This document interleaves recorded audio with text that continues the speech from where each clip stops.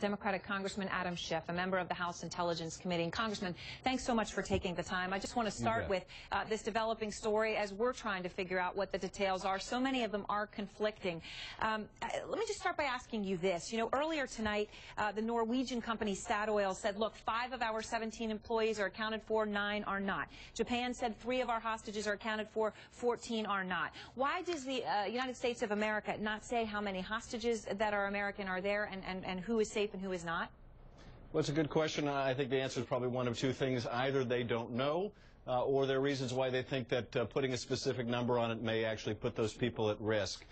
We haven't gotten good information on the Intelligence Committee yet. The situation is still very fluid, and the information that we have been getting has been very incremental. So we don't have much greater insight than you do, but I would suspect that either we don't have good insights yet, or the reasons why that information is being withheld and not publicly disclosed.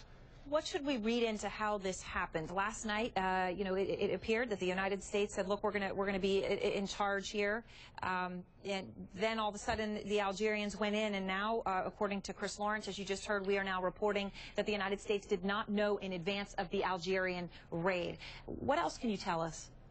Well, you know, I think that the Algerians have been dealing with this for decades now. They've had a very bitter struggle against extremism in that country, and it certainly appears that they lost whatever restraint they had and decided to go big after these terrorists, and also prompted by concerns that they were moving hostages.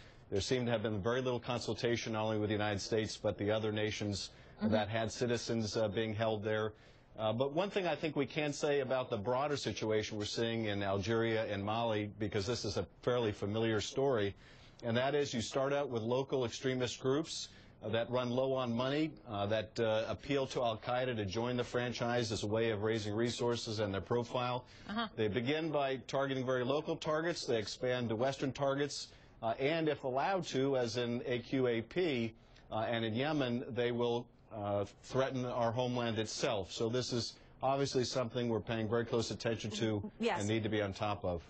What about, though, your intelligence on how this raid is going on? We don't know how many people were there. There have been some reports that there are hundreds still unaccounted for. The numbers are still incredibly murky tonight.